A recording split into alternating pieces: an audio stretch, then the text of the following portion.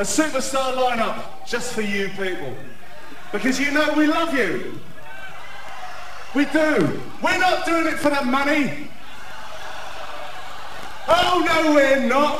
Oh yes, we're. I'm doing it for you people because I love you. We just wanted to sort of upset people because we believed so strongly in what we were doing and the conviction of that it was new and different and it was ours. The Damned audience is a bunch of disgraceful human beings. They really honestly shouldn't be allowed to be in the same building together. I mean, it was great just to see a name in the paper, you know. I mean, that was like a buzz in itself. You thought, right, if it all folds up tomorrow, it doesn't matter. Fuck, we've had a review. Rat explained to me that it was the worst job in the world to manage the Damned, and now I believe him. Ratty can smash the shit out of a room in 2 seconds, and that's wonderful if you can do that in a song in 2 minutes. We were alternative in so much as we didn't give a toss. And if one of the audience wanted to go up and play my guitar, you know, while I went to the bar, then good luck to them. That was great. One of the top 3 bands. I mean, there's them, the Sex Pistols and the Clash. That's it. I mean, that's English punk. The name The Damned actually is sort of quite appropriate, really, because like we were always cursed through something or other. Every time it looked good, we blew it somehow.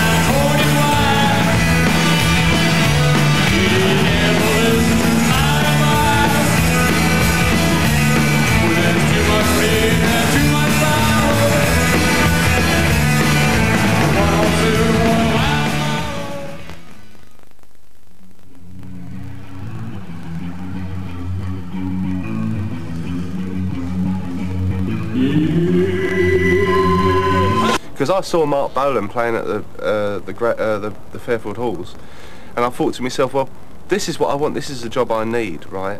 I saw all these girls running down the front, and I was supposed to stand there with a torch and a uniform on and stop them running down to the front of the stage. And Mark Bolan was like commanding all sort of 2,500 screaming girls. I thought, this is the job for me. Well, I was just going through the Melody Maker and there was an advert for a drummer wanted, and it sort of ran for weeks and weeks, and obviously weren't getting anyone. So I eventually answered the ad. And Ratty come down, and he was like, yes, this is the man for me, he's wonderful.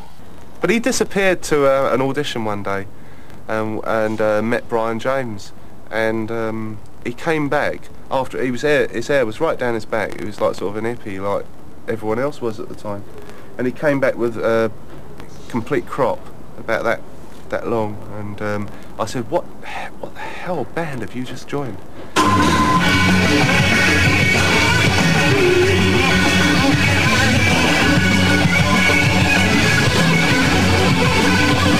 Well, Brian was the first time I'd ever actually found a real musical spark. It was snappy, it was great. It just seemed more natural to play with Rat than to play with people that are going to be manipulated, even at that time, you know, before you even done anything, you know.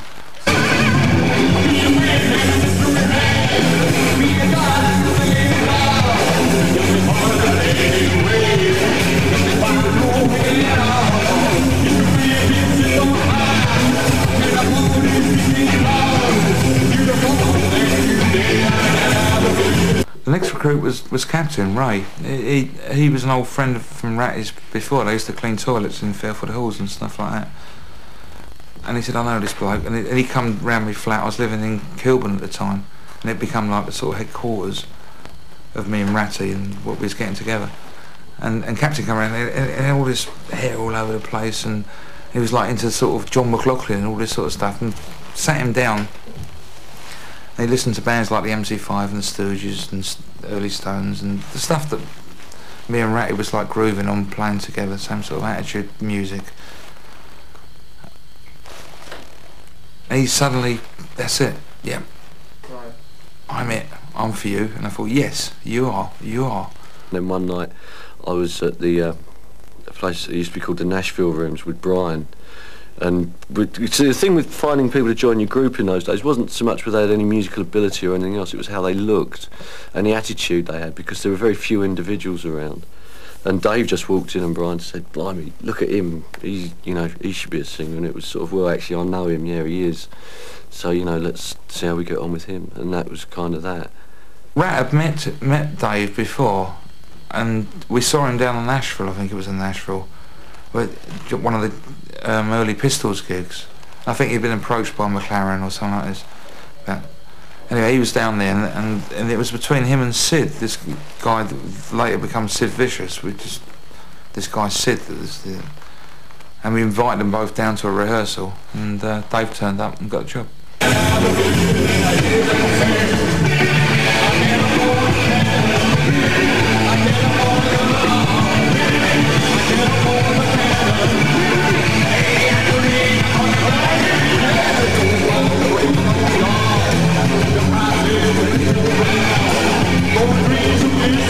They were determinedly individual in what they would sing, what they would play, and what they would sing about. They were not at all the type of group that were going to be in the punk rut.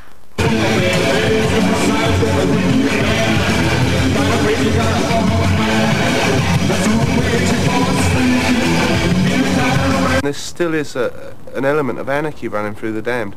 I mean, if you notice that every time sort of they have a bit of success or something like that, they disrupt and they explode and some stupidity happens and all this stuff.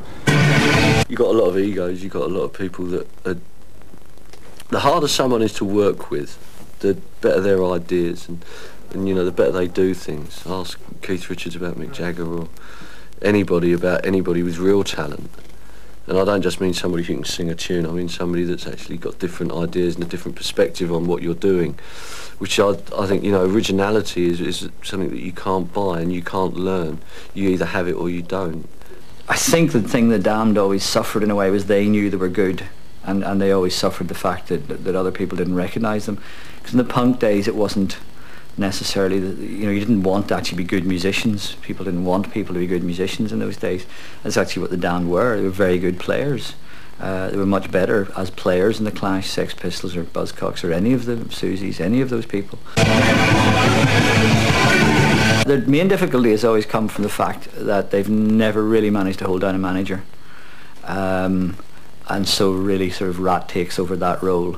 And he's much better now than he was 10 years ago at it. 10 years ago he kind of had the elements of it, but could never really piece together the management role. Plus it was very difficult. He was playing in the band and trying to manage the management, whoever the management happened to be at the time. Rat is the Damned to me, really. Is it not lately so much, because he's been coasting it a lot and playing straight pop songs, but he's a wonderful drummer. And he was the attitude, really. If I hadn't met Rat, I don't think there wouldn't have been a Damned, I'm sure of that.